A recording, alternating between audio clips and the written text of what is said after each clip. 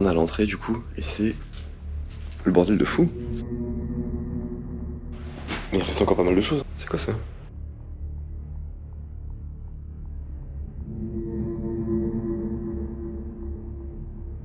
La maison est un peu en train de se casser, casser la tronche sur elle-même.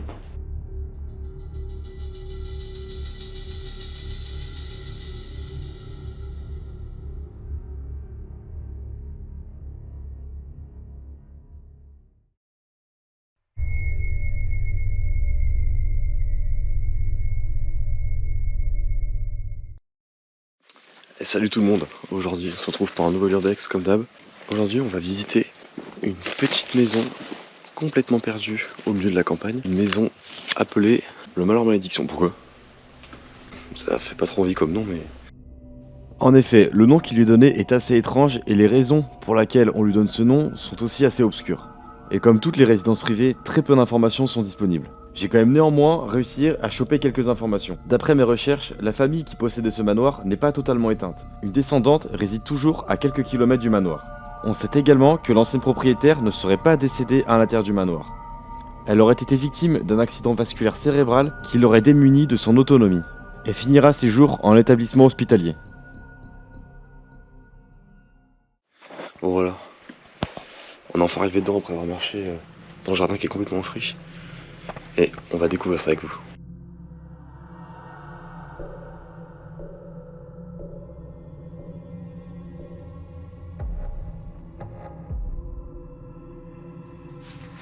Bon on a l'entrée du coup, et c'est le bordel de fou. Il y a les photos des gens qui habitent ici. Il y a les pièces, oui, enfin c'est complètement rongé par l'humidité et tout quoi. Ouais, c'est glauque. Putain.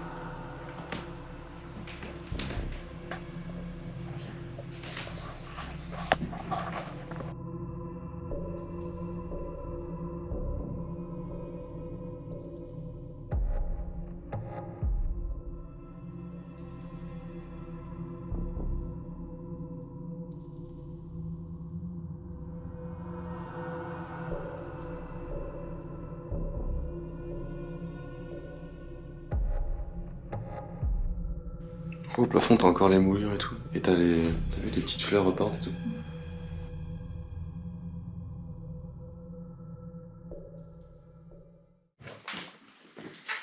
On arrive dans ce qui semble être un... C'est quoi, un petit salon peut-être?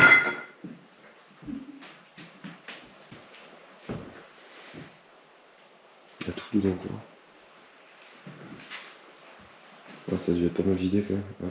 Là on a les papiers, je vous verrai pas parce que du coup on peut pas montrer le nom mais il y a la version plus là. Le papier date de 2000. Ça fait potentiellement depuis 22, depuis à peu près 22 ans que c'est abandonné quoi. Sans certitude après parce que c'est peu d'informations sur le lieu, comme c'est des maisons juste qui appartenaient à des particuliers, c'était pas une entreprise, c'était pas un bâtiment public, rien du tout, donc souvent les informations sont assez faibles sur ce genre de lieu. Ah oui, regardez, ça tombe de partout le papier peint là.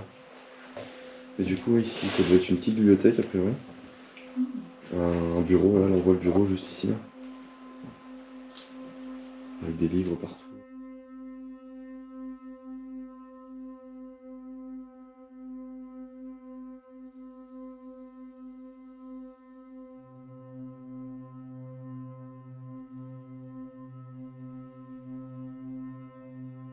Après, on arrive dans une pièce super sympa, vous allez voir les broderies, regardez.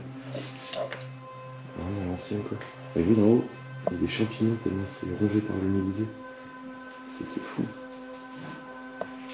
Pourtant, c'est pas abandonné. Oh, il y en a qui ont fait le Ouija. Quoi? Il y en a qui ont fait de la Ouija, sérieux, putain. Laissez-les tranquilles quoi.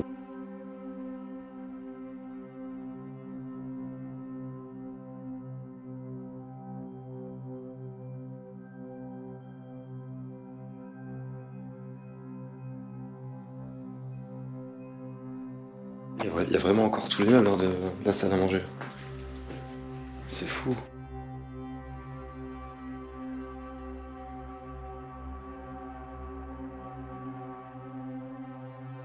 On dirait un petit salon de thé. Une petite véranda, mais intérieure. Ouais.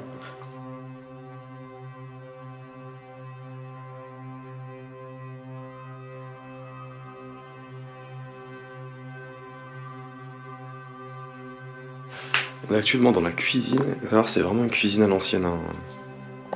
Vraiment les trucs, même le grille-pain c'est vraiment un truc à l'ancienne. L'aspirateur c'est le deuxième comme ça. Ouais. Non, c'est fou, oui. Alors c'est complètement, vous voyez, enfin, tout ça, je pense que la maison est un peu en train de se casser, casser la tronche sur elle-même. Ça devient un peu dangereux. Là.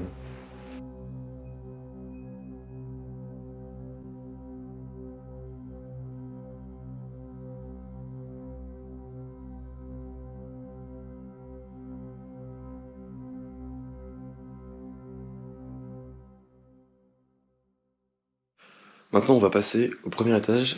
Et l'escalier est super sympa. C'est très très. Putain, t'as vu le papier peint. Très lumineux. Vous n'avez peut-être pas entendu, mais dès les premières secondes où je commence à parler sur le dernier rush, on peut entendre une sorte d'anomalie sonore qui ressemble étrangement à un bruit de respiration. Je vais vous repasser plusieurs fois l'extrait en question avec un son plus important afin que nous puissions l'étudier ensemble. Maintenant, on va passer au premier étage. Maintenant, on va passer. Maintenant, on va passer. Maintenant, on va passer. Voilà le son en question perçu dans les rushs, mais que nous n'avons pas entendu lorsque nous étions sur les lieux. Si vous avez des théories et que vous pensez savoir d'où ce bruit peut provenir, n'hésitez pas à nous le faire savoir en commentaire. En tout cas, vu l'aspect de ce bruit, il ne peut ni provenir de moi, ni de mon ami présente lors de l'exploration. Et aucun bruit, tel que celui-ci, est percevable sur tout autre rush, même lorsque je suis face à la caméra. De plus, on voit bien que je ne suis pas essoufflé et que je ne fais pas autant de bruit lorsque je respire. Ce son ne peut définitivement pas venir de moi. En revanche, l'une des théories plausibles serait qu'il s'agit seulement d'une anomalie de son, telle que la caméra aurait eu du mal à capturer les bruits alentours. Mais la théorie paranormale n'est pas à exclure.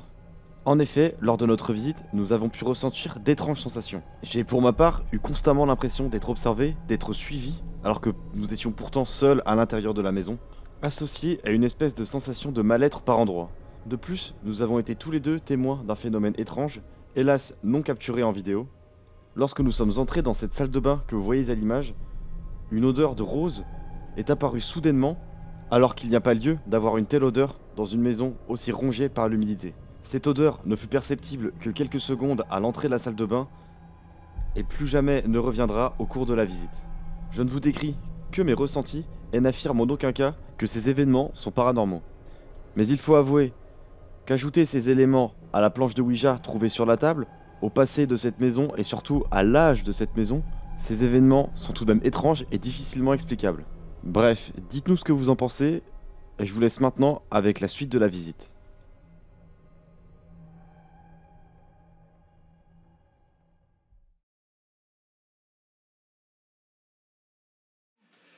Du coup, on est actuellement au premier étage. Et il y a un second étage, évidemment, dans ce genre de maison, maison de noble un petit peu, il y a souvent un second étage. Il y a la chambre. Oh putain, ah oui, il y a carrément le lit.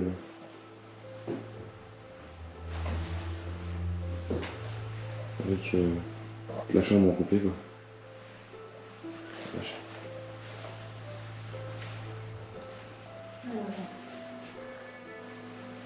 Il y a rien ici.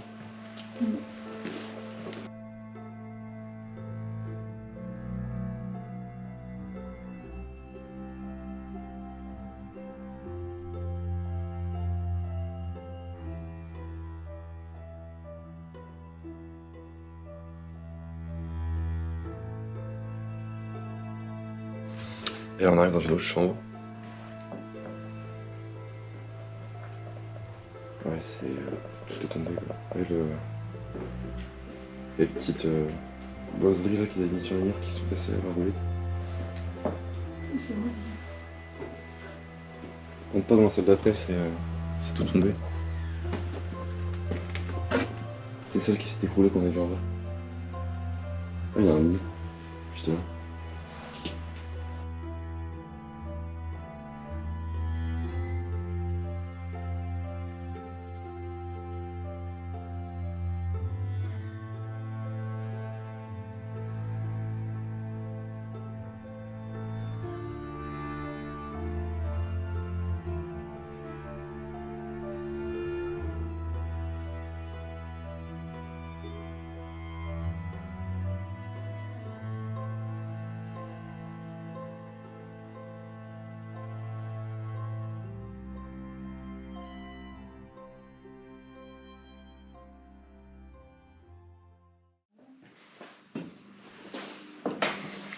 On redescend si on voit la gueule de l'escalier.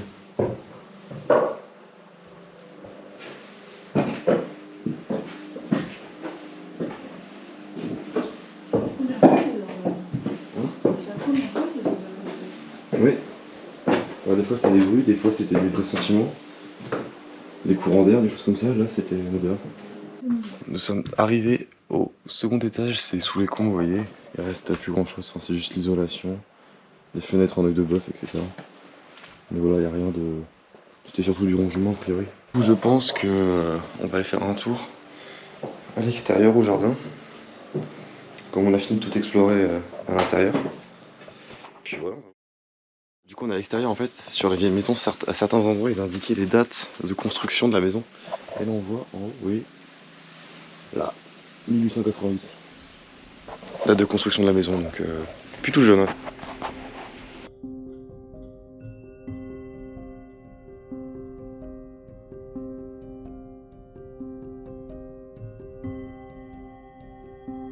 Voilà, c'est tout pour la vidéo d'aujourd'hui. Hop, j'espère que le lieu vous aura plu. En tout cas, nous, ouais. Mais le lieu très chargé, hein, vraiment, sentiment un peu spécial à l'intérieur. Mais c'est pas si étonnant que ça. Pour une vieille maison dans laquelle probablement plusieurs générations se sont succédées. En tout cas, on vous laisse là pour aujourd'hui. C'est tout pour nous. On se retrouve vendredi prochain à 10h pour la prochaine vidéo. N'hésitez pas à vous dire... Pardon, n'hésitez pas à nous dire si elle vous a plu. On se retrouve la semaine prochaine, 19h comme d'hab. Ciao tout le monde, des bisous.